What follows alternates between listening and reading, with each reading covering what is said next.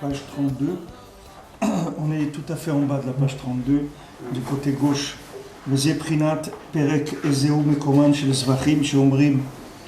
Alors on était en train de parler des corbanotes et du Inyan du birour qu'on fait dans Olam Asiya, dans le monde de l'action, par le fait qu'on va dire les corbanotes. Donc on a dit qu'il y avait 4 parties dans la prière. Ces 4 parties, elles permettaient de faire le tri dans les 4 mondes différents. Donc le premier niveau, c'est le niveau du monde Asiya, du monde de l'action dans lequel on se trouve. Et pour faire les tris, c'est-à-dire pour prendre le bien, les points positifs qu'il y a dans ce monde-là de l'action, ça se fait par l'intermédiaire des corbanotes. Donc maintenant ce tri qu'on va faire dans le monde de l'action, c'est ça qui va nous permettre, les maasés, d'avoir un contact avec la Torah. Sinon c'est pratiquement impossible d'avoir un contact avec la Torah. Maintenant on a étudié jeudi soir, on a vu aussi que les repas de Shabbat, c'est quelque chose qui permet d'avoir un contact avec la Torah dans la semaine, puisque on a vu que que la Torah n'a été donnée que pour ceux qui mangent de la manne. Ça veut dire que ceux qui mangent la manne, ceux qui mangent le manger de Shabbat qui est de la manne, alors c'est à eux que la Torah a été donnée. Ça ne veut pas dire que maintenant c'est une exclusivité, mais ils n'auront pas la possibilité de découvrir la Torah dans le monde ou de ressentir la vérité de la Torah, parce que le cœur il est bouché, c'est difficile. Quelqu'un qui vit toute la journée dans l'argent et dans les plaisirs de ce monde, etc., surtout si quelqu'un ne vit pas en Eretz Israël. Quelqu'un qui vit en Eretz Israël, il a des upgrades pratiquement chaque seconde. Mais quelqu'un qui vit en Chutz La'aretz, il peut s'endormir des dizaines d'années, il n'y a personne qui va le réveiller. Si maintenant il ne fait pas des tzot comme ça, qui sont des conseils simples qui permettent de trouver le contact avec la Torah.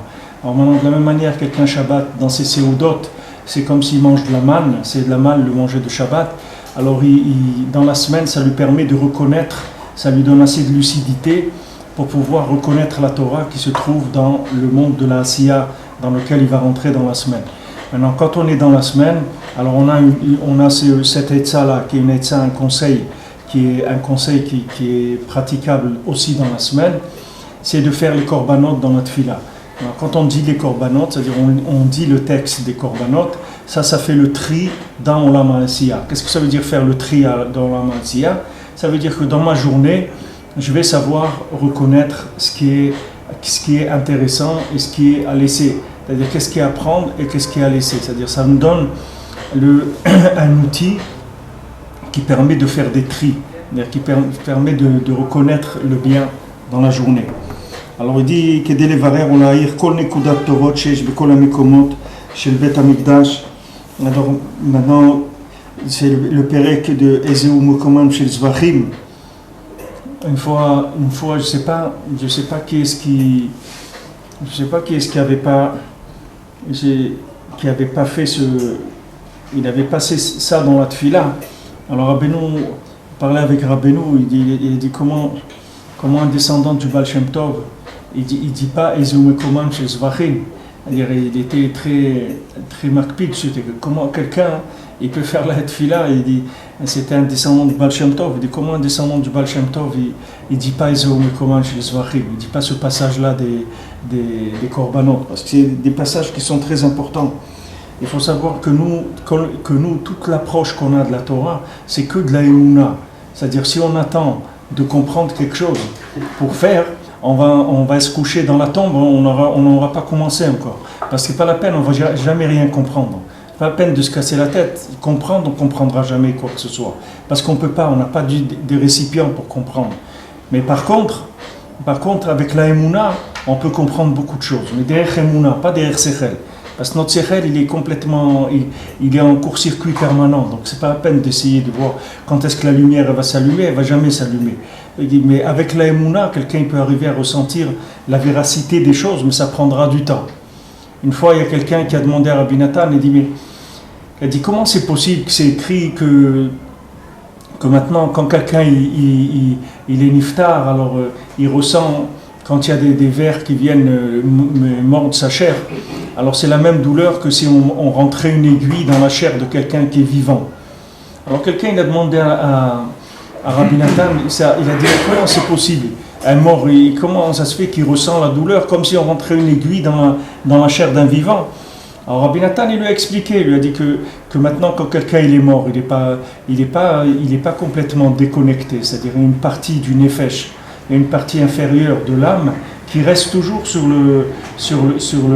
dans le corps. C'est pour ça qu'on va sur la tombe des gens. S'il restait rien de la personne, on n'a rien à faire sur sa tombe. Pourquoi on va sur la tombe? Parce qu'il reste une partie inférieure de l'âme, et cette partie inférieure de l'âme, c'est elle qui fait qu'il ressent la douleur, etc., de ce qui va se passer avec lui après la mort. Alors là-bas, il y avait un chassid, il y avait un élève de Rabbi Nathan, il a entendu la réponse qu'il a dit Rabbi Nathan à la personne. Alors après, il vient et il dit à Rabbi Nathan, merci, j'ai entendu cette réponse, ça m'a fait du bien moi aussi. Oh, Rabbi Nathan lui a crié, il a dit quoi, tu n'as pas honte, toi aussi tu veux comprendre des choses. Qu'est-ce que tu veux comprendre? Il dit, moi quand les Chachamim me disent que quand un ver il mord quelqu'un dans la tombe, ça fait aussi mal qu'une aiguille dans la chair d'un vivant, ça me suffit, j'ai pas besoin de comprendre comment. Ça me suffit, ils l'ont dit, ça y est, c'est comme ça, c'est tout. Et je veux pas comprendre. Rabbi Nathan il dit, je veux rien comprendre, je veux pas comprendre du tout comment ça marche. Ça ne m'intéresse pas. Je veux uniquement la Emouna. Alors si maintenant quelqu'un il étudie BDR Emouna, alors il va comprendre énormément de choses, mais pas avec son sechel. Il va comprendre avec son cœur. Et quand il va comprendre avec son cœur, d'abord ça va aller beaucoup plus vite parce qu'il va pouvoir passer à l'action beaucoup plus rapidement que s'il comprenait avec le sechel. Parce qu'une fois qu'on a compris avec le sechel, avec l'esprit, il faut que celui-là il ait bien envie de nous transmettre les informations comme elles sont vers le cœur, etc. Et tandis que quand on a attrapé avec le cœur, on passe à l'action directement. Donc quand les Khamim nous disent ça, que de dire les korbanot, ça permet de tirer le bien, de faire un tri dans la journée, il faut faire ça bepchitout, simplement, il faut savoir que c'est un outil de tri, que le fait d'avoir dit les korbanot dans la journée, c'est ce qui va me permettre d'avoir dit les korbanot, d'avoir dit le texte des korbanot le matin, c'est ce qui va me permettre dans la journée de récupérer ce qu'il y a de bien. Alors il dit que dès les vrais on va lire kol anekudot tovot sheyesh bekol hamekomot shel bet hamikdash shayiru bekol haolam.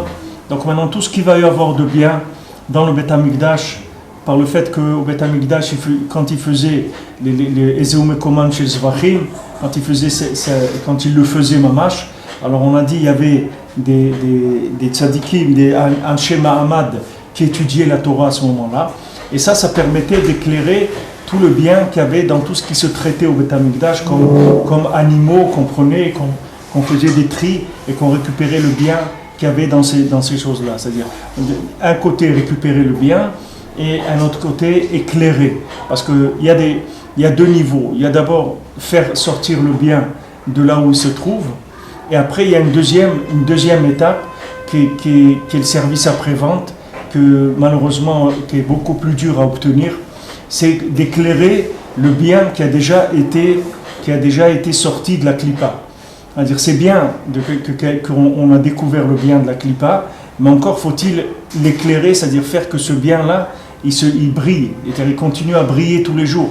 C'est pas uniquement quelqu'un, il est sorti, il était dans la clipa et il est sorti. Maintenant il faut qu'il développe le bien qui est en lui. Ça c'est une autre chose. Alors ces deux étapes-là, elles s'obtiennent par le lien des korbanot.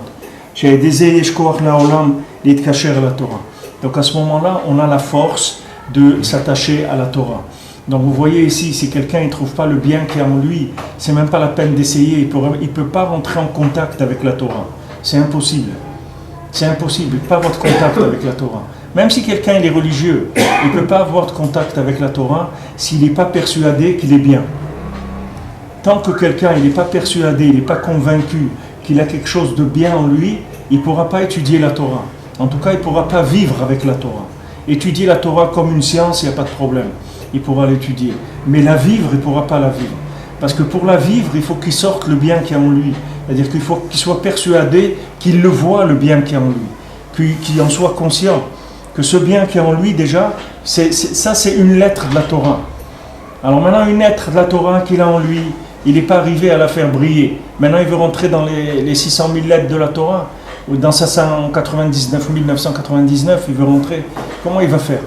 D'abord que la partie, le morceau du puzzle qu'il a en lui, déjà qu'il le sorte. Comme l'exemple qu'on dit, quelqu'un il regarde quelqu'un il est dans une bouche de métro, il veut prendre le métro. Alors il a un plan dehors, alors on lui dit vous êtes ici, parce qu'on ne lui dit pas où il est. À quoi ça sert qu'on lui met le plan du métro? Ça ne lui sert à rien, il ne sait pas où il va aller, il ne sait pas où il est. D'abord on lui dit où il est, et on lui montre la carte, on lui fait un gros point rouge, il dit voilà vous êtes là. Alors selon ça, il sait qu'il va prendre telle direction, telle direction. Si quelqu'un ne sait pas qu'en lui, il a quelque chose de bien, il ne peut pas avoir de kécher avec la Torah. C'est impossible. Comment il va avoir kécher avec la Torah? Alors il y a des gens, vous leur dites, ouais, mais la Torah, tu ne sais pas ce que c'est important. Et si quelqu'un ne fait pas la Torah, après il va lui arriver des histoires et des trucs. C'est pas, ne crois pas, après tu vois tu n'as pas de parnassa, c'est parce que tu n'étudies pas la Torah, tu tombes malade, c'est parce que tu n'étudies pas la Torah. Les gens, ils font des discours comme ça. Mais tout ça, ça ne sert à rien. Parce que la personne, elle est en dehors de ce que tu es en train de lui dire. Fais-le rentrer d'abord, après tu le sers, mais fais-le rentrer à l'intérieur d'abord. C'est-à-dire, dis-lui que lui, d'abord, c'est une lettre de la Torah. D'abord, que lui soit convaincu qu'il est bien. Pas qu'il fait semblant, qu'il soit convaincu, mamache, qu'il est bien. Qu'il soit sûr qu'il est quelqu'un de bien. Dès qu'il est sûr qu'il est quelqu'un de bien, après le reste, ça va se régler tout seul. On dit dans la Kabbalah Shabbat, dans le Mizmor Teilim, on dit Ohave Hashem, Sin Ura. On dit ceux qui aiment Hashem, ils détestent le mal.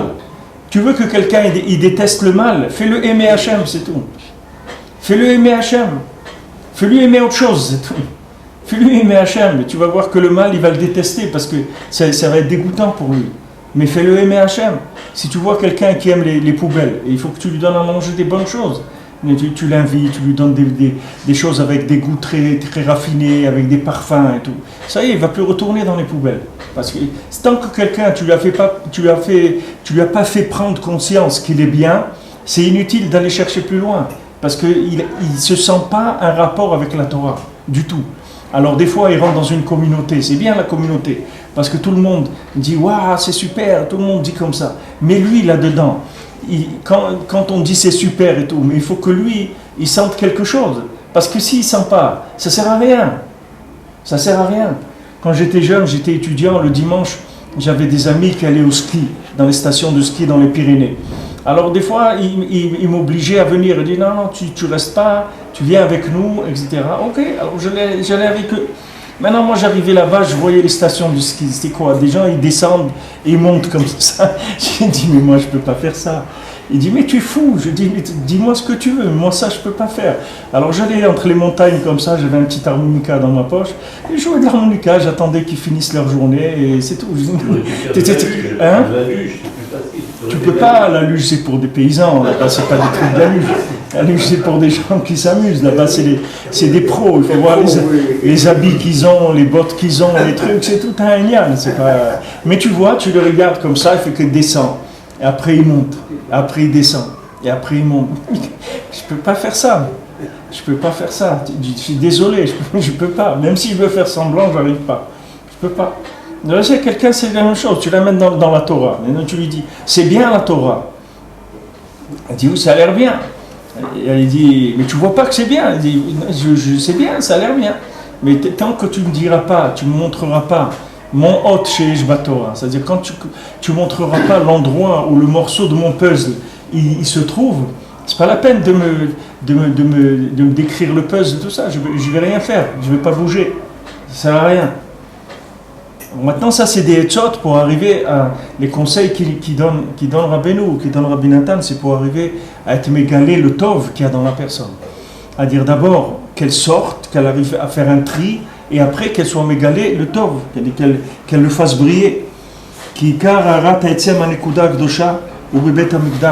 Parce que maintenant, là où le etzem, c'est-à-dire l'essence même du point positif de chacun, il se trouve dans le Bet HaMikdash, chez Ikar Yesodo Anekudat Even Shtia, que toute la base du Bet HaMikdash, elle se fait sur le Even Shtia, sur la pierre qui se trouve derrière le kotel. C'est là où il y a tous les points positifs de tout le Ham Israël, toutes les Neshamot Israël, elles sont là-bas.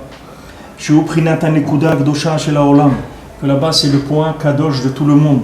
Shesham Haya Omed Aaron Im Aseret HaDibrot, que là-bas se tenait le Aaron, l'armoire dans laquelle il y avait les 10 commandements, les tables de la loi avec les 10 commandements. Vesham Ikar Itkashrut Klaliut HaOlam et la Torah. C'est là-bas le Ikar du lien et de la tâche de tout le monde avec la Torah. Minsham Nimshach HaKdusha Lekol HaMekomot HaBeit HaMikdash. Et de cet endroit-là, il y a la Kdusha qui se disperse, qui va se dispatcher dans tous les endroits du Beit HaMikdash. Umisham le Yerushalayim, et après de là-bas à Yerushalayim, Ulchol Eretz Israël, et après tout Eretz Israël, Shinit Gacha Be'ezer Kedushon, que tout Eretz Israël, elle a une Kedusha, et Yerushalayim, elle a spécialement 10 Kedushot, Zole Malamizo, une au-dessus de l'autre, Keneder Odan Nekuda Shekara Beprinat Yud, que par rapport à la lumière de la Nekuda, on a dit que cette Nekuda elle s'appelle Yud, comme les 10 Kedushot qu'il y a en Eretz Israël. Prinat Aseret HaDibrot, qui sont les 10 paroles de la Torah, qui sont dans l'étape de la loi. Et Kol Ma She'amakom Samuch Yoter le Nekudat HaEven Shtiya. Plus l'endroit, il est proche du Even Shtiya. Comment on dit en français le Even Shtiya? Comment ça se traduit? Il y a quelqu'un qui connaît la traduction? Moi je ne sais pas. La pierre angulaire, non? Non, pas pierre angulaire. Bon, c'est la pierre la pierre de base du monde. C'est sur ça que Hachem... La fondation, La clé de voûte. L'endroit dont on parle là, c'est ce qu'on appelle le monde du temps. Non, c'est la mosquée. Ça veut dire que c'est l'endroit où on peut C'est pas l'intérieur de la mosquée. Ah, c'est dans la mosquée? Ouais. On ne peut pas aller En toute façon, on ne peut pas aller, nous, là-bas. Même si c'était ouvert, on ne peut pas aller là-bas. Hu Mukdash Beyoter. Donc, plus c'est proche... Hein? La pierre, il dit... Non, elle a un nom. Oui, elle a un nom. Even Shtiya, le mot Shtiya, ça veut dire qu'Hachem, il a basé, c'est sur ça qu'Hachem, il a créé tous les mondes. Ils sont posés sur cet endroit-là. La clé de voûte, non. Hein? La clé de voûte, pas la clé de voûte. Non, il y a une traduction. Oui, Regardez il y a dans- une traduction. Quelqu'un là qui a regardé Tonton Google, il va lui dire comment ça s'appelle. Mais cet endroit-là, c'est la base. Maintenant, de cet endroit-là, plus on est proche de cet endroit-là, et plus la Kedusha, elle est forte. Au Mukdash Beyoter. Donc, plus quelqu'un il est proche de Nekudat HaEven Shtiya, plus c'est Kadosh. Les Kol Korban, les filles Kaparato, Ken Hayalo Makom Bebet HaMikdash, les Shchitato, le Zrikato. Maintenant, chaque Korban, chaque offrande qu'il y avait dans le Beit HaMikdash, il avait un endroit précis où il faut le faire. C'est-à-dire, on ne peut pas faire les Korbanot n'importe où. Et chaque Korban, selon maintenant l'effet qu'il doit avoir pour faire expier telle faute ou telle faute, il se trouve dans un endroit périphérique du Beit HaMikdash spécial. Il y a des corbanotes qui se font à l'intérieur, il y a des corbanotes qui se font à l'extérieur. Il y a des corbanotes il y a des comme Yom Kippour, il rentre le Kohen Gadol, il rentre dans le Kodesh et Kodashim, c'est que à Yom Kippour, une fois, il rentre là-bas. Maintenant, il y a plusieurs dargot, comme on a dit, Ezeme Komam chez Zvachim, les endroits des Zvachim, Kodesh Kodashim. Il y a Toujours au nord. c'est-à-dire il y a plusieurs niveaux de Kedusha. Il y a des cercles de sainteté par rapport à ce point central-là. Et plus on est proche, plus le point central, il est fort. Donc maintenant aussi bien sûr, ça va... De là, on voit que quelqu'un qui est Baruch Hashem en Eretz Israël, alors il a beaucoup plus de chances de trouver le bien qu'il y a en lui que s'il habite en Chutz La'aretz. Pour trouver le bien qu'il y a en soi en Chutz La'aretz, c'est beaucoup plus difficile. Parce qu'il n'y a pas la racine du bien, elle n'éclaire pas en Chutz La'aretz. C'est-à-dire que là-bas, il y a un travail individuel très très fort à faire pour arriver à trouver le point que chacun il a, le point positif. Mais en Eretz Israël, c'est beaucoup plus facile. C'est-à-dire si quelqu'un est en Eretz Israël, il y a une émanation permanente de toutes les Nekudot Tovot, de tout le monde entier. Tout le bien du monde, il se trouve sur le Even Shtiya, cet endroit-là. Tout ce qu'il y a de bien dans le monde, ça reçoit de cet endroit-là. Donc plus quelqu'un se rapproche de la source, et plus c'est facile pour lui de trouver le bien qu'il y a en lui. Et s'il a trouvé le bien qu'il y a en lui, après, il n'a pas de difficulté à s'attacher à Kadosh Baruch Hu.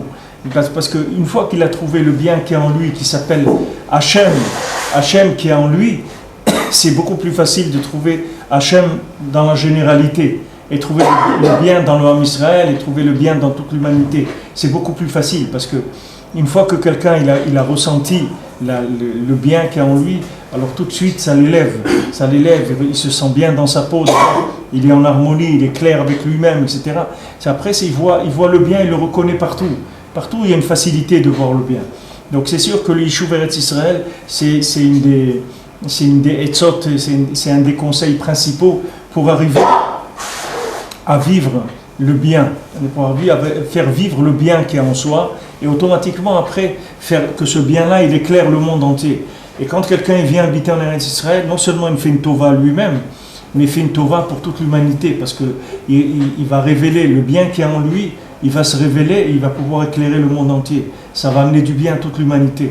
Si les nations, elles savaient le bien qu'elles auraient reçu, si tout le Ham Israël il était en Eretz Israël, ils auraient accompagné les gens, ils leur auraient payé des billets d'avion, ils leur auraient donné un salaire tous les mois pour que les Juifs ils vivent en Eretz Israël.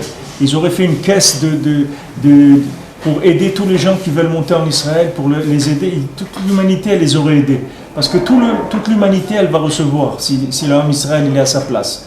Parce que si le Ham Israël il est à sa place, chacun il reçoit la lumière de sa lettre qu'il a dans la Torah. Toute la Torah elle commence à vivre et le monde entier il a sa réparation, c'est-à-dire il reçoit ce qu'il doit recevoir.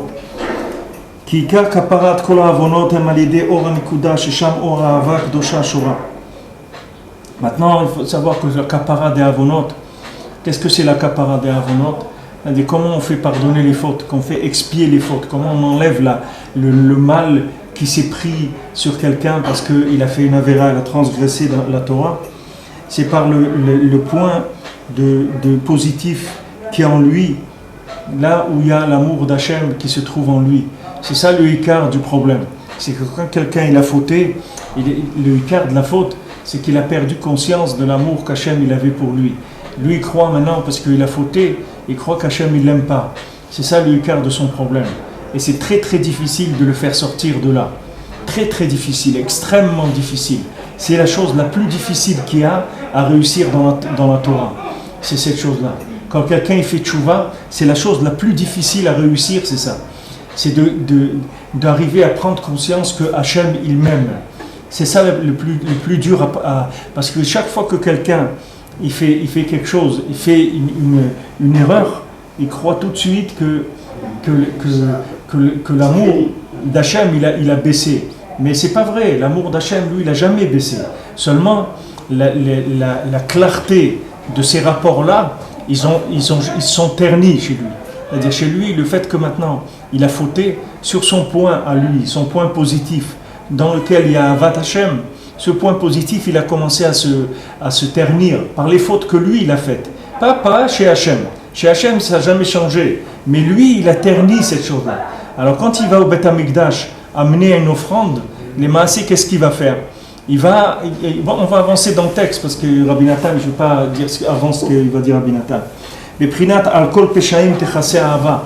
Comme on a vu tout sur toutes les Averot, qu'est-ce qui va dominer toutes les Averot? C'est la Ahava d'Hachem. Comme Abraham Avinu, Hachem il vient et il lui dit voilà, il y a Sdom, et il m'énerve, Sdom, j'en peux plus de ces gens-là, etc. Alors Hachem lui dit je m'excuse, je suis désolé d'oser, etc. Mais s'il y a 50 tzadikim là-bas, quand même, Hachem il ne va pas tuer 50 tzadikim, il ne va pas en tenir compte, il va faire comme s'il y avait c'était rien, ces 50 tzadikim. Hachem il ne fait pas la différence entre un tzadik et un rachat. Alors Hachem il lui dit non seulement moi je fais la différence, mais regarde, s'il y a 50 tzadikim, je les laisse tous vivants. Pour les 50 tzadikim, je laisse tous d'hommes vivre. Alors après il essaye encore, Avraham Avinu, il essaye 45. Il voit que 50 s'est passé, il essaye 45.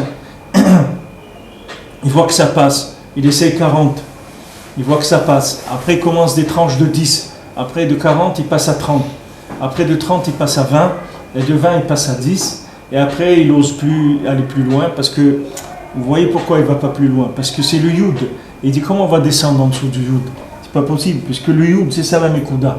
Donc quand il arrive à Yud, il dit s'il y a Yud, on peut encore espérer faire quelque chose. Mais s'il n'y a plus le Yud, comment on va faire? Bon, ça c'est encore d'autres asagot que d'autres tzadikim, comme Moshe Rabbeinu et d'autres tzadikim, ils ont eu après, ils ont vu comment les maasés, ce qu'on a vu avant, que quand on vient chez le tzadik Yesod Olam, je ne sais pas si vous vous souvenez qu'on a étudié ça, mais quand on vient chez le tzadik Yesod Olam, il peut nous donner un double du Yud qu'on a perdu. Même si quelqu'un il a abîmé le Yud qui est en lui, même s'il l'a détruit, il va chez le tzaddik, il a toujours un duplicata de tout le bien qu'il y a dans chacun. Donc il vient chez le tzaddik et le tzaddik il lui donne un duplicata du Yud qui est en lui. C'est-à-dire qu'il lui montre que ce Yud là, les maasés ne peuvent pas l'abîmer parce que ce Yud là il se trouve dans Chesed, on a dit dans Chesed de Yesod de Hatzilut. Donc là-bas il ne te casse pas la tête. Dans ta tête, tu crois que tu as abîmé quelque chose. Et viens voir, tu vas voir dans les coulisses, tu verras que tu n'as rien abîmé du tout. Tu n'as rien fait du tout. Tu n'as même pas touché quoi que ce soit parce que c'est un monde là-bas où tu ne peux rien toucher de toute façon. Donc ce Yud-là, il y a toujours une possibilité de puiser dedans. On ne peut pas l'abîmer. Mais seulement, ça se ternit dans la conscience de la personne. Si la personne, dans sa conscience, elle ne ternissait pas ça, il n'y aurait aucun problème du tout. Comme il a dit Rabbi Nachman, il a dit même si je faisais une avéra, je continuerai à servir Hachem exactement la même chose, sans aucun changement du tout. Et après, je ferai tchouva. C'est-à-dire le jour où après la conscience de l'accusation, c'est-à-dire cette culpabilité, elle s'en va, après on peut faire tchouva. Mais il faut faire attention de ne pas essayer de faire tchouva tant qu'on a des sentiments de culpabilité. Parce que d'abord la tchouva elle est impossible. Parce que la tchouva c'est le contraire de ça. C'est le contraire de la culpabilité, la tchouva. Donc tant que quelqu'un il a des sentiments de culpabilité, il faut qu'il attende que ça parte. Une fois que ça va partir, à ce moment-là il peut reprendre la situation et il peut la traiter, mais il faut la traiter à froid. Parce que si quand quelqu'un il essaye de faire tchouva à chaud, il ne va pas pouvoir faire tchouva. Il peut demander pardon à Hachem tout de suite. Il peut dire pardon Hachem, j'ai fait quelque chose qui n'est pas bien, mais c'est tout. Il ne faut pas qu'il commence surtout pas aller étudier des livres ou des trucs qui parlent de ça. Les gens, c'est comme quelqu'un, il a un bouton, il commence à se gratter. Et il se gratte. Après, au début c'était un bouton, maintenant c'est devenu, ça s'est infecté. Il gratte dessus. Il ne faut pas gratter, laisse-le. Laisse-le, tu vas voir que le bouton il va sécher. Laisse-le, ne va pas gratter là-bas. Qu'est-ce qu'ils font les gens une fois qu'ils ont fait une avéra? Après, il va voir dans les livres qu'est-ce que c'est la gravité, cette avéra et tout. Mais c'est pas comme ça qu'il faut faire. Ça, si tu voulais voir ce qu'il y a dans le livre, il faut que tu vois avant de faire l'avéra. Une fois que tu as fait l'avéra, il faut que tu te sauves de ça. Parce que c'est dangereux pour toi. Ça peut te laisser là-bas complètement fouillé dans le désespoir, dans l'obscurité. Donc maintenant, quelqu'un qui a fait une avéra, son problème c'est qu'il a terni la conscience du bien qui est en lui. Donc il n'arrive plus à être conscient qu'il est bien. Mais comment je vais dire que je suis bien? Regarde, j'ai fait une avéra, etc. Alors maintenant, il doit retourner au Beth Amikdash pour que le Kohen il lui enlève le voile négatif qu'il a mis sur le point positif qui est en lui. C'est ça le travail qui va se passer au Beth Amikdash. C'est ce qui c'est pour ça que tous les korbanot, toutes les offrandes, c'était le Kohen qui les faisait. Qui a Kohen ou Prinat Chesed. Parce que le Kohen c'est Prinat Chesed. Tu vois bien, si maintenant Hachem, ce qu'il attendait de toi, c'était la culpabilité, c'est pas chez un Kohen qui t'aurait envoyé amener un korban, il t'aurait emmené chez un bourreau, pas chez un Kohen.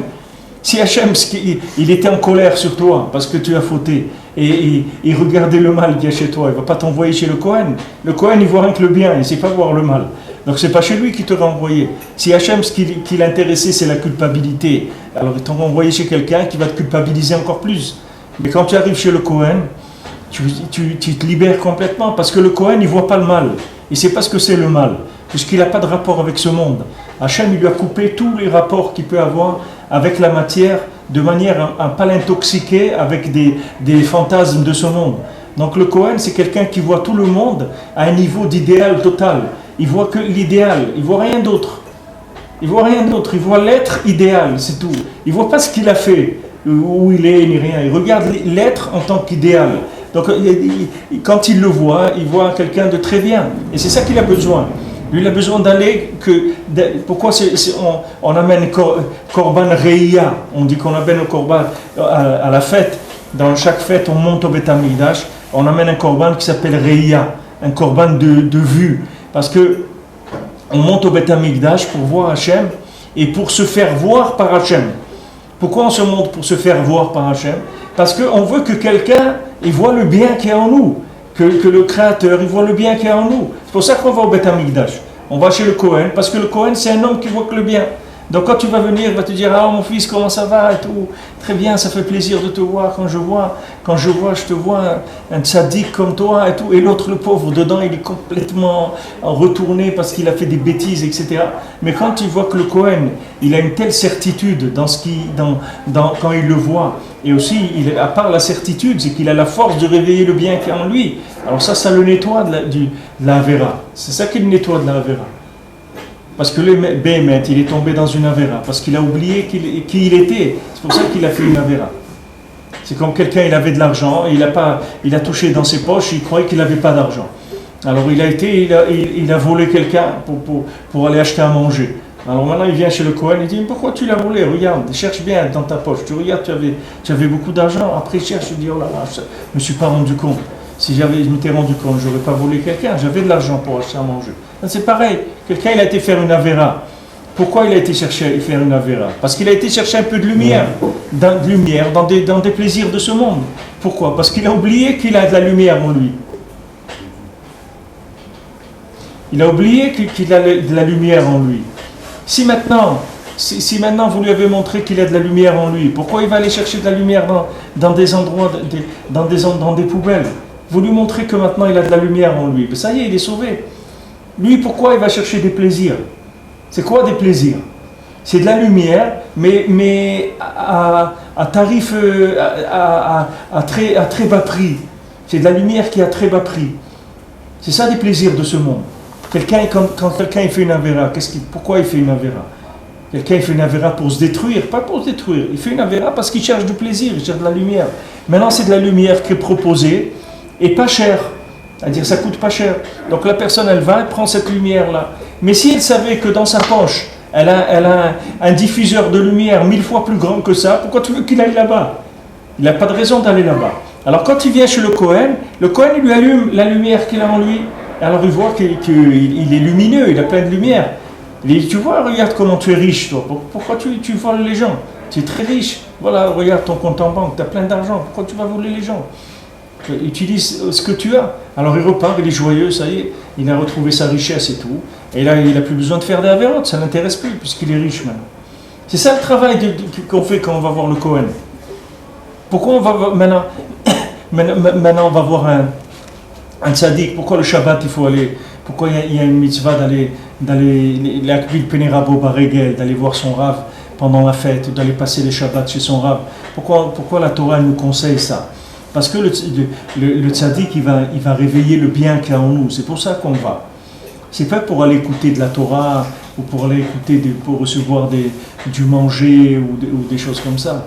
On va chez le tzaddik parce que le tzaddik, il va voir le bien qu'il y a en nous. C'est vrai aussi qu'on va entendre la Torah et tout, mais avant d'entendre la Torah, il faut d'abord que tu prennes conscience de quelqu'un de bien. Tant que tu n'es pas persuadé de ça, 100%, tu ne peux pas avancer. Tu ne peux pas avancer parce que chaque fois, tu vas avoir des doutes. Chaque fois que tu vas faire un pas, tu vas avoir des doutes. Et ces doutes-là, c'est ça la base de tout le négatif qu'il y a chez nous. C'est-à-dire tout ce qui nous a fait tomber, tout ce qui nous avait fait faire des avérotes dans notre vie, c'est uniquement parce qu'on a douté du bien qu'il y avait en nous. Si on avait quelqu'un proche de nous tout le temps, on avait un coacher comme ça, coaching, à côté de nous qui disait allez vas-y c'est bon, toi tu es quelqu'un de bien, super, regarde ce que tu as fait, tu nous rappelles tout le temps tout ce qu'on a fait de bien et tu nous encourages. Jamais on ferait des avérotes. Pourquoi tu vas faire des avérotes? Tu es riche toi-même, tu as de la lumière en toi. Pourquoi tu vas aller chercher de la lumière qui est dans des poubelles? Tu peux l'avoir dans un palais, pourquoi tu vas aller la chercher dans des poubelles? C'est la même lumière, c'est la même. Pourquoi tu vas aller la chercher dans des poubelles? Tu l'as là, dans des endroits magnifiques, pourquoi tu vas aller la chercher là-bas? Pourquoi? Parce que la personne, elle croit que ça ne lui revient pas. Elle dit, regarde qui je suis, moi je suis rien du tout, regarde toutes les bêtises que j'ai faites dans ma vie, etc. Qu'est-ce que tu crois que...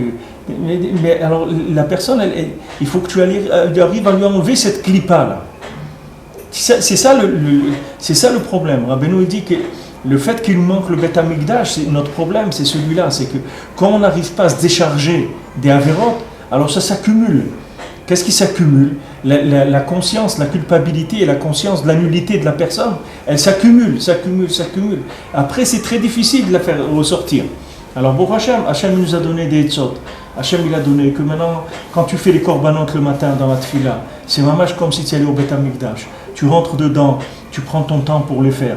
Et tu sais maintenant que ces korbanot sont tellement importants parce que c'est eux qui vont te permettre de voir le bien qu'il y a en toi. Alors tu vas les faire bien, tu vas les faire doucement, tu vas faire attention à chaque mot et tout, parce que tu sais que chaque mot que tu es en train de dire, il est en train de révéler le bien qu'il y a en toi. C'est important. C'est ça qu'on a besoin. Alors on allait chez le Kohen pour ça. Qui a Kohen pris notre recette, pris notre avak dosha. Alken kefishi aya korban tzarich lechaper, ken haya lo makom bet hamikdash. Maintenant, selon le korban, l'offrande qu'on a amenée, qui devait pardonner, nous faire expier, c'est-à-dire enlever le négatif qui s'est collé sur nous, qui kolma shaya korban tzarich lechaper beyoter, haya lo makom meyuchad v'kavua beyoter. Parce que maintenant, plus l'offrande, plus le korban qu'on a amené, il devait expier du mal, plus il avait un endroit fixe. Kegon, Kodesh Kodashim, Shetsichim Tsafon Daika. Maintenant, le Kodesh Kodashim, c'est-à-dire ceux qui sont le saint des saints, il faut le nord précisément. Shritatan Bat Tsafon, et on est obligé de les faire dans le nord. Vechen Yesh Korbanot, Shayu Tsichim Nachnis Damam Laechal. Il y a d'autres korbanot qu'il fallait prendre le sang et le faire rentrer à l'intérieur. Le sang de l'animal, il fallait le faire rentrer à l'intérieur. Hakol kefi bishayu tzrichim basé à korban, l'amshich hakapara beyoter minekudat haeven shtia. Tout selon combien on avait besoin d'amener la lumière du point central du even shtia, de cette pierre-là, qui est la base du monde. Plus on avait besoin de tirer là-bas de la lumière, plus le korban on le rapprochait de cet endroit-là. Que là-bas c'est le ikar de la havak dosha, c'est-à-dire de l'amour d'Hachem pour son monde, c'est là-bas où se manifeste le plus. Alors si quelqu'un il veut du chizouk, alors c'est sûr que toutes les sortes qu'il dit ici Rabbi Nathan, mais il y a de vivre en Eretz Israël, il y a de vivre en Yerushalayim. Quelqu'un ne sait pas quel chizouk c'est de vivre dans Yerushalayim. Comment la lumière du Even Shtia, la lumière du Kotel, elle est là et elle diffuse. Qu'est-ce qu'elle diffuse cette lumière? Elle diffuse la conscience du bien. Elle diffuse le positif qu'il y a dans chacun. C'est ça c'est pour ça que avant les Arabes ils mettaient des poubelles sur le Kotel. Ils avaient un minag, ils avaient cette coutume là. Quand ils ont découvert le Kotel, je ne sais pas quel dirigeant turc là, c'était qui a les Ottomans, les Ottomans, oui. Les Ottomans, oui. c'est lui il a découvert ça. Mais eux, qu'est-ce qu'ils faisaient?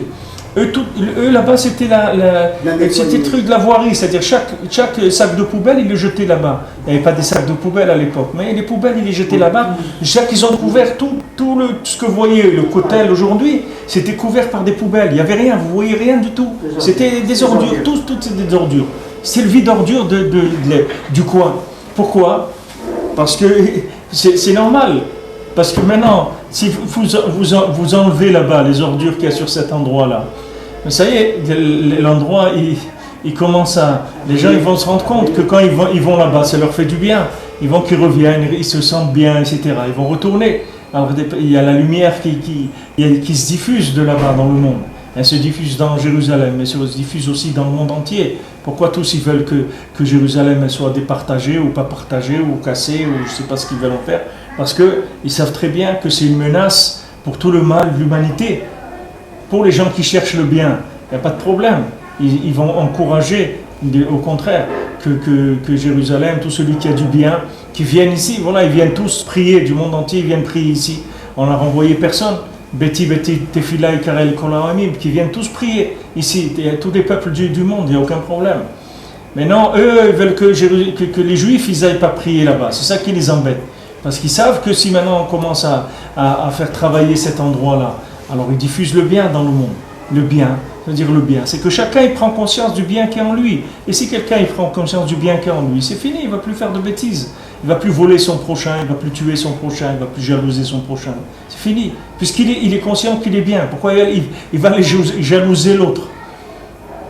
Et un riche, il est content de ce qu'il a. Il est riche. Qu'est-ce qu'il va aller jalouser les autres?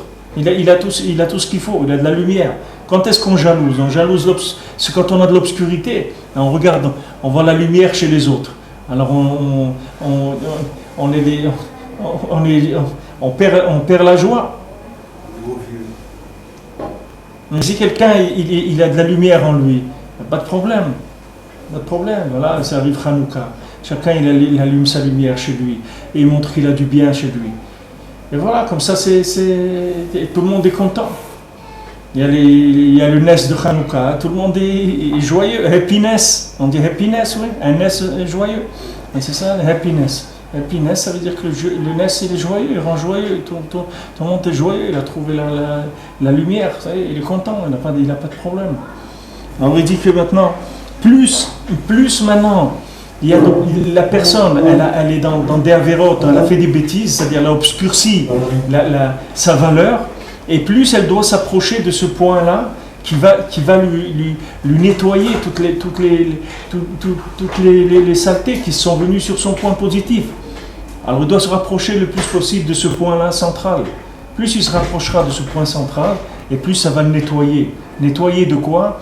Nettoyer de la conscience de la bêtise, de la nullité, de toutes ces choses-là que les maasés elles sont accumulées dans la vie de chacun depuis sa naissance et après tout ce que le monde lui a rajouté à chaque fois, de la conscience que soi-disant c'était quelqu'un de pas bien, etc. Maintenant quand il va se rapprocher de cet endroit-là, il va faire tchouva. Il va faire tchouva, il n'y a même pas besoin de parler avec lui. Il va faire tchouva. Il y a des histoires au côté incroyables, des gens qui sont venus, des gens qui sont venus comme ça et ils sont restés, ils ne sont plus partis d'Eretz Israël. Il y a des gens qui étaient de passage comme ça, ils sont venus au côté, ils ont commencé à pleurer, ils ont dit moi je ne pars plus d'ici, c'est fini, c'est ici ma vie, et je le sais que c'est ici. Et voilà, ils sont restés en Eretz Israël. Ouais, il y a quelques mois j'ai vu un Américain comme ça, il ne savait même pas à peine qu'il était juif, rien du tout. Quand il est arrivé là-bas, ça lui a fait un effet tellement fort. D'abord, il allait au côté toute la journée, restait là-bas, il ne pouvait plus quitter l'endroit. Il a dit c'est fini, je ne retourne plus en Amérique. Je reste ici, c'est fini, je ne sors plus d'ici. Parce que le bien qui est en lui, il a éclairé, il s'est rendu compte qu'il a quelque chose de bien. Quelque chose de bien. Même des gens qui n'étaient pas juifs, ils sont venus et ils ont eu une révélation de quelque chose. Ils se sont convertis rien qu'en venant au côté. J'ai rencontré aussi des fois un Français là-bas, un non-juif, une famille des non-juifs au Kotel. Il m'a dit que tous les ans, ils viennent, ils passent un mois, ils louent en face du Kotel et ils habitent là-bas pendant un mois et c'est ça leurs vacances. Ils n'ont aucune autre envie d'aller nulle part au monde que dans cet endroit-là. Voilà. Ils passent un mois là-bas parce que ça émane le bien.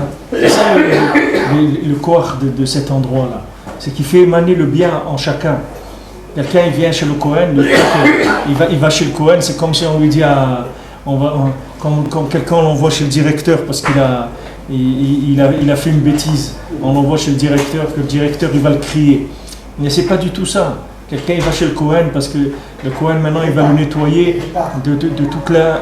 Il répare. Voilà, il va le réparer, il va le nettoyer de tout le côté désespéré qui s'est mis sur lui, toute sa dépression qui s'est accrochée à lui. C'est ça le travail du Cohen. Le Cohen il va lui dire Hachem il t'aime, ne tiens pas compte de ce que tu as fait, c'est rien du tout. Viens maintenant, tu vas amener une offrande, cette offrande-là, elle va te débarrasser de cette illusion que tu es quelqu'un de pas bien parce que tu as fait quelque chose d'une erreur. Et voilà, c'est tout, on continue, on avance.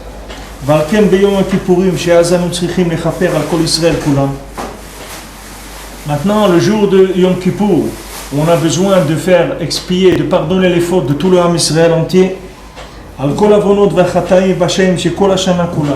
Maintenant, toutes les fautes, toutes les avérotes qui ont été faites pendant toute l'année par tout le Ham Israël. À ce moment, le Kohen Gadol, il a besoin de rentrer à l'intérieur de l'intérieur. Il est obligé de rentrer dans le point du Even Shtiya Mamash. les makom Aaron valuchot, l'endroit où il y a le Aaron, c'est-à-dire où il y a cette armoire avec les tables de la loi.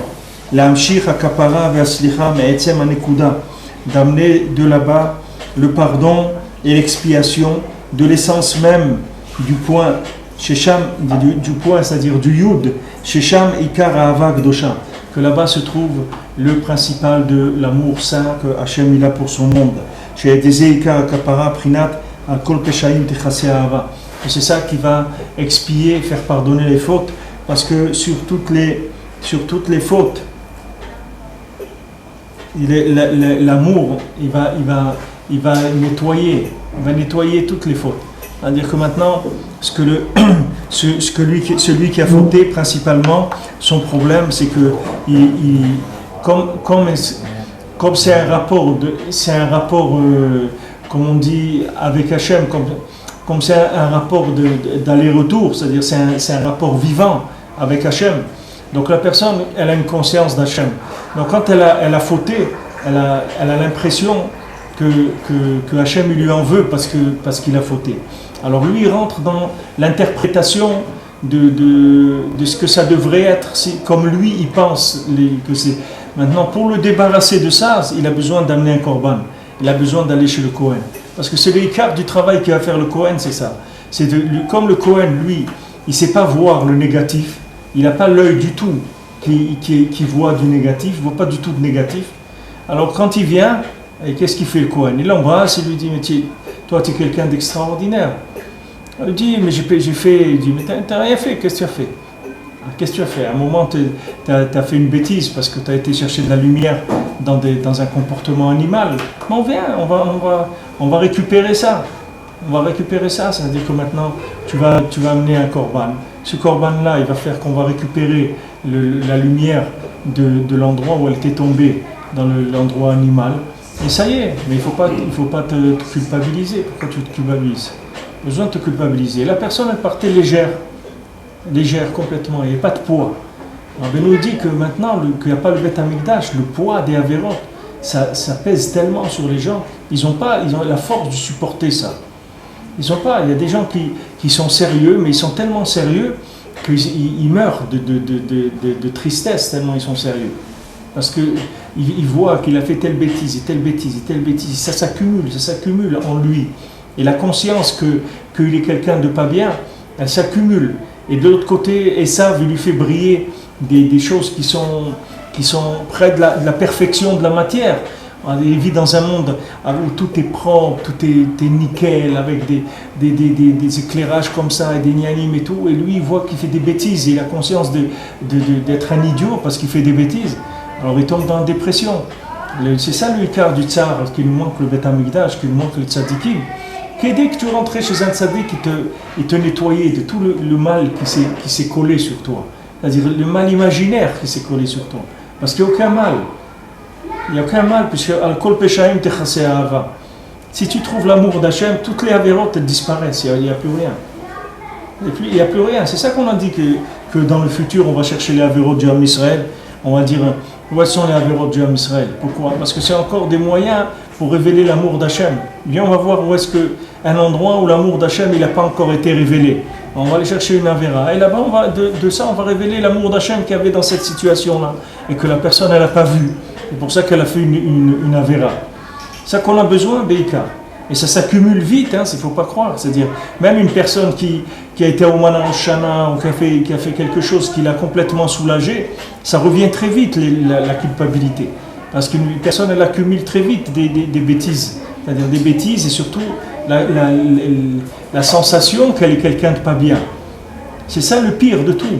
Le pire de tout, c'est ça. C'est quand quelqu'un, il a accepté en lui d'être quelqu'un de pas bien. Quand quelqu'un il a accepté ça, ça y est, c'est fini. C'est fini, ça devient une usine à fabriquer du mal, c'est fini. Quelqu'un, il n'a pas le droit, c'est de la picorsoute, quelqu'un n'a pas le droit de dire qu'il n'est pas bien, c'est un sourd. Même si quelqu'un fait 10 000 avérotes par jour, ça ne change rien. Ça ne change rien, c'est quelqu'un de bien, c'est tout. Il n'y a pas ça ne change rien. Maintenant, il y a des méthodes pour enlever tout ça, voilà. Donne un conseil pachout, de dire les corbanotes tous les jours. Ça nettoie.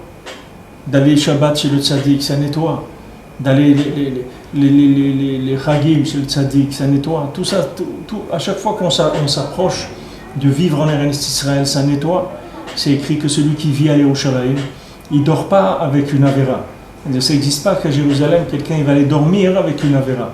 Chaque nuit, quand il va dormir, on s'arrange dans la journée, on fait débit immédiat. C'est-à-dire si quelqu'un il a fait une avéra, tout de suite ça s'arrange. On s'arrange qu'il va passer un petit truc, qu'il va arranger tout de suite là. Mais en tout cas, quand il va dormir, il dort tranquille. Il n'y a pas d'accumulation. Pourquoi ? Parce qu'il y a cette lumière-là qui émane sans arrêt de l'endroit du Beth Amikdash. Et ça, c'est une purification permanente. Le fait de vivre en Eretz Israël, c'est comme si quelqu'un se plonge dans un mikvé en permanence. Il vit dans un mikvé de purification permanente. C'est-à-dire que cette lumière, elle n'arrête pas de purifier, sans arrêt. Ça, jour et nuit, c'est quelque chose qui ne s'interrompt jamais. Donc quelqu'un, uniquement le fait qu'il vive en Eretz Israël, ça s'appelle faire tchouva. Le fait qu'il est là, c'est tout. Le fait qu'il est là, ça s'appelle qu'il fait tchouva, il est en amélioration permanente. Parce que cette lumière qui se diffuse, elle nettoie sans arrêt le mal. Sans arrêt, elle nettoie le mal. Elle enlève les fantasmes sans arrêt. C'est quelque chose qui nettoie sans arrêt. Et après, vous allez voir que ça va basculer, que le mal, il va tomber, que le bien, il va dominer tout. C'est juste une question de temps, c'est tout. Mais cette lumière, elle travaille sans arrêt. Et de Yerushalayim, elle passe au reste d'Eretz Israël. C'est-à-dire, elle part du Kodesh à Kodashim. Après, elle se diffuse dans Jérusalem. Et de Jérusalem, elle se diffuse dans Eretz Israël. D'Eretz Israël, elle se diffuse dans le monde entier. C'est une lumière qui part de ce point-là, de l'endroit du Kotel du Maharavi, et elle se diffuse jusqu'à aller dans le monde entier et faire prendre conscience aux gens qu'ils sont bien. Ça veut dire que Hachem, il est bien, et qu'eux, ils sont bien, et qu'ils peuvent se rapprocher d'Akadosh Baruch Hu. Parce qu'ils sont bien. Ils n'ont pas besoin de se fâcher avec Hachem. Parce qu'Hachem, il aime tout le monde, il aime son monde. Mais le point central de la prise de conscience de ça se trouve dans le Kotel Amarav, cet endroit-là. Dans le Kodesh HaKodashim, là où il y a le Even Shtia, là où il est rentré le Kohen Gadol à Yom Kippourim. Parce qu'il avait besoin, le Kohen Gadol, de Tmechaper, toutes les avonotes du Ham Israël, n'importe quel endroit où c'était. C'est pareil qu'en Eretz Israël, quand il est rentré là-bas, le Kohen Gadol, il Tmechaper, toutes les avonotes du Ham Israël, dans n'importe quel endroit au monde. Là où les Juifs ils se trouvaient, c'était Mechaper les avonotes. N'importe où dans le monde. Parce qu'il allait dans le point central de la création. De cet endroit-là, ça se diffusait dans le monde entier. Parce qu'il avait besoin, à ce moment-là, de cette chose-là. Maintenant, dans les autres korbanot, selon le besoin de la faute qui a été faite, alors le korban, il était plus ou moins proche de ce point-là. C'est ce qui explique les différents endroits où on faisait les korbanot. Selon le korban, il se faisait à tel endroit, comme il dit des fois le sang, on le rentrait, des fois on ne le rentrait pas. Tout ça, c'est de la technique par rapport à la faute qui a été faite. Comment amener l'amour d'Hachem pour nettoyer de la conscience de la culpabilité par rapport à la faute qui a été faite. Et si quelqu'un il arrive bémet à se libérer de cette culpabilité, il est libéré des avérotes. Il ne comprend pas que le lien qu'il entretient avec le mal, c'est sa culpabilité. C'est ça qui le fait entretenir avec le mal. Si quelqu'un il prend ses bêtises comme des erreurs de travail, des erreurs techniques, c'est tout. Il est dans ce monde. Quelqu'un il marche dans la rue, glisse sur une peau de banane. C'est pas lui qui l'a faite, la peau de banane. Il a glissé, c'est tout. Il n'a pas regardé, il a glissé. Mais c'est rien, il ne va pas s'en vouloir pour ça. Si quelqu'un se libère de la culpabilité, il ne fait plus des avérotes. Tout ce qui fait que les gens font des avérotes, c'est parce qu'ils se culpabilisent. Quand ils se culpabilisent, ils augmentent le lien avec le mal. Si quelqu'un se libère de la culpabilité, il s'est libéré de son rapport avec le mal. C'est ça que faisait le Kohen. Tout de suite, il libérait de la personne. Tout de suite de la culpabilité. Parce que c'est le plus grave. Le plus grave, c'est cette trace-là, ce mauvais goût qui reste dans la personne. C'est ça le pire de tout. Quelqu'un, il se débarrasse de ça, c'est fini. Il n'y a plus de raison qu'il fasse des avérotes. Ça peut pas entraîner une permissivité, que la personne elle se dit, enfin, tout ce que je fais, c'est pas trop grave, je peux continuer, après tout, je suis déjà pardonné, et puis il ne peut pas rentrer dans un système de facilité, de toute façon, de se remettre en regarde, cause. même si tu pousses à l'extrême, tu dis ça, que maintenant il va rentrer dans un certain je m'en foutisme, il va continuer à faire des bêtises. De toute façon, le résultat, c'est le même. C'est-à-dire, s'il rentre dans la culpabilité, c'est la même chose. Il arrive au même endroit, mais c'est des routes différentes, c'est tout. Mais c'est la même chose. Tu comprends? C'est la même chose. Mais il perd la conscience pour la tchouva, pour la... Il ne perd pas du tout la conscience. La conscience de la tchouva, c'est faire tchouva, c'est prendre conscience que tu es quelqu'un de bien. C'est ça, faire tchouva. Ta chouva, tu reviens vers Hachem, ça veut dire que tu reviens vers le point positif qui est en toi. Tu reconnais que tu es un prince et que tu reconnais que tu dois être propre, t'habiller proprement parce que tu es un prince. Mais tant que tu ne veux pas accepter que tu es un prince, ça te donne le libre cours à toutes les bêtises du monde, parce que tu ne fais pas noblesse oblige, tu ne rentres pas dans la noblesse. Ça, alors tu peux te considérer, tu peux faire comme un voyou, tu vois. Mais c'est ça la tchouva. Faire tchouva, c'est ça. Il y a 2-3 jours, j'ai fait 2 fois mincha, et j'étais perturbé après parce que je me suis aperçu, je demandais à un rab, qu'est-ce que je fais? Est-ce que je peux considérer le premier comme une amida matana, on appelle ça. Oui. Il m'a dit, non, la seule chose que tu peux faire, c'est demander à Hachem qui te pardonne. Et j'ai été perturbé pendant 48 heures. Ne marche pas bien, hein, la nuit, le jour, tout ça. Jusqu'à d'autres Hachem qu'après 48 heures, il y a une voix dans ma tête qui m'a dit, allez, ça y est, je te pardonne. Continue, qu'est-ce que tu veux? Non, pourquoi il fallait me téléphoner à moi, je t'aurais dit. J'aurais dit, Hachem, il aime tellement tes prières qu'il t'a fait faire une en double. Parce qu'il aime tellement ton mincha, et un seul, ça ne lui suffit pas, il voulait que tu fasses 2. J'ai fait mincha, vite, encore une fois, une mincha. Bon, Hachem, on tient 4, bon, Hachem. Mais le fait de se déculpabiliser des fautes qu'on a commises, j'ai bien compris ce que vous avez dit, ça nous aide à avancer parce qu'on se valorise.